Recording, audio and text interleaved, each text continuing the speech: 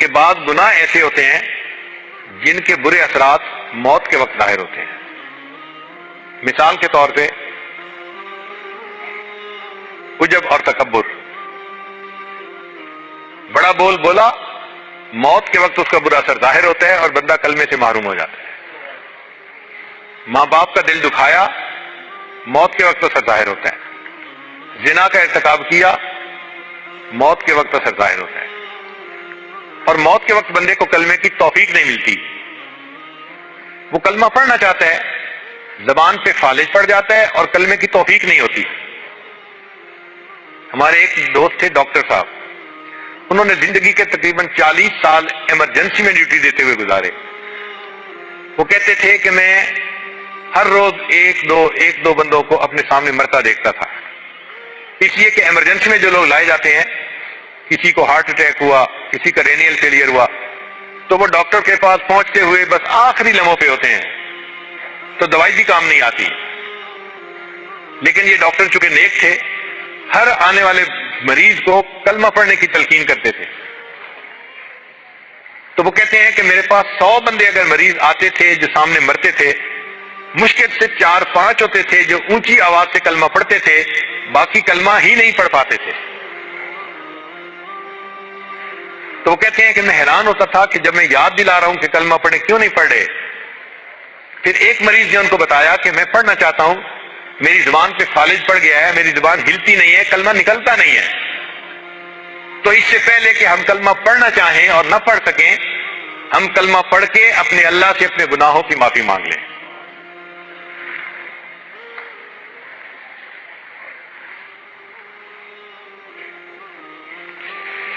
کبھی کبھی ایک بات ذہن میں آتی ہے، میں 2 گناہ کرتا ہوں مگر توبہ ایک سے کرنا چاہتا ہوں، کیا ایک کی توبہ قبول ہو جائے گی؟ ایک لڑکی بے پردہ بھی پھرتی ہے اور بے نمازی بھی ہے. وہ کہتی ہے جی کہ میں نماز والے گناہ سے تو توبہ کرتی ہوں اور شروع کر دیتی ہوں آج سے، پردہ ابھی نہیں کر سکتی، کیا یہ جزوی توبہ قبول ہو جائے گی؟ علماء نے لکھا ہاں، 2 گناہ کرنے والا انسان ایک سے توبہ کرنا چاہتا ہے، توبہ کرے، اس کی برکت سے اللہ دوسرے سے بھی توبہ کی توفیق عطا فرمائے. توبہ میں دیر نہیں کرنی چاہیے.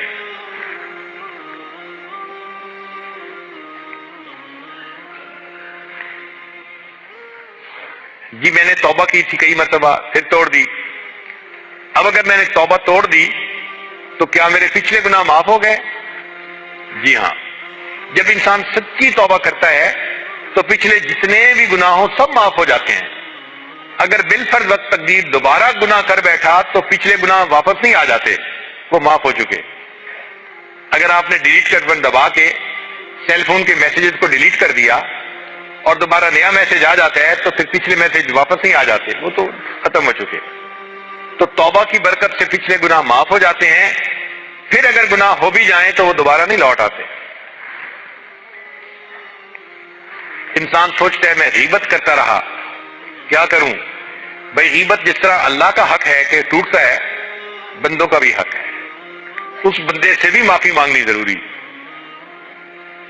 اب معافی کیسے مانگیں؟ بتانے کی ضرورت نہیں کہ میں نے آپ کے بارے میں یہ کہا یہ کہا. اگر بتائیں گے تو پہلے دشمنی تھوڑی تھی، اب دشمنی زیادہ گہری ہو جائے گی، پکی ہو جائے گی. اجمالی معافی مانگیں. مثلا یہ کہیں بھئی آپ کے میرے اوپر بڑے حقوق آتے ہیں، میں کمزور ہوں، میں ان کا خیال نہیں رکھ سکا، تو آپ میری کوتاہی کو معاف کر دیں. زندگی میں معافی مانگیں. زندگی میں معافی مانگنی آسان ہے، قیامت کے دن کوئی نہیں معاف کرے گا. ہمارے ایک بزرگ تھے، سفید ریش سے بوڑھے تھے.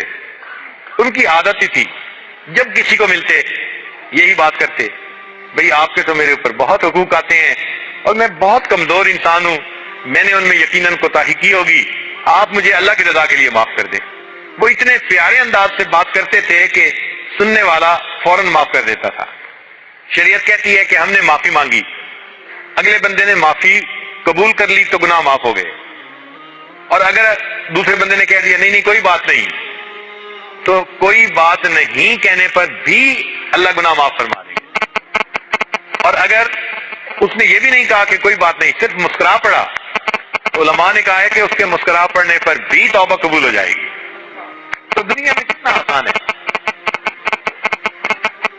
ہمارے یہاں کیا ہوتا ہے، جب بندہ فوت ہو جاتا ہے تو جنازے سے پہلے اعلان کیا جاتا ہے، بھئی اگر میت کا کسی سے لین دین کا معاملہ ہو تو وہ رسا حاضر ہیں، وہ لین دین کا معاملہ ان سے کر لیں۔ یہ تو ایک اچھی بات ہے۔ پھر دوسری بات کہی جاتی ہے، بھئی اگر اس نے کسی کا دل دکھایا، کسی سے زیادتی کی، تو ہم اس کی طرف سے معافی مانگتے ہیں، آپ معاف کر دیں۔ اس اعلان کا کیا فائدہ؟ جس کا دل اس نے دکھایا ہوگا، کیا وہ اس کا جنازہ پڑھنے آئے ہوں گے؟ آپ بتائیے، وہ کہاں آئے ہوں گے جنازہ پڑھنے کے لیے؟ ان کے دل تو دکھی تھے۔ تو مجمع میں اعلان کا کیا فائدہ؟ اس اعلان پہ انحصار نہ کیجیے، اپنی زندگی میں سوچ کے میں نے کس کا دل دکھایا، کس کی غیبت کی، کس سے زیادتی کی، اس سے خود معافی مانگ لیجیے۔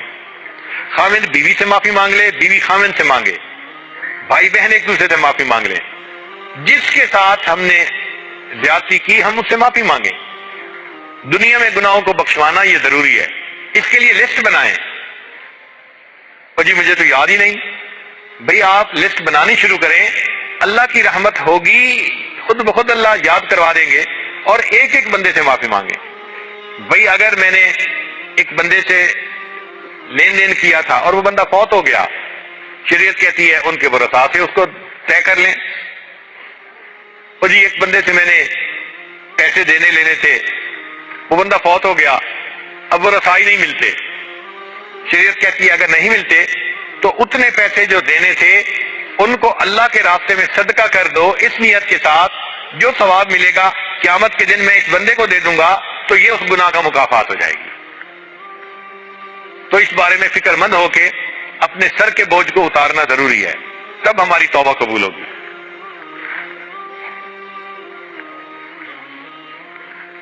جی میں سے بڑے بڑے گناہ کیے ہوئے ہیں، میں کیا کروں؟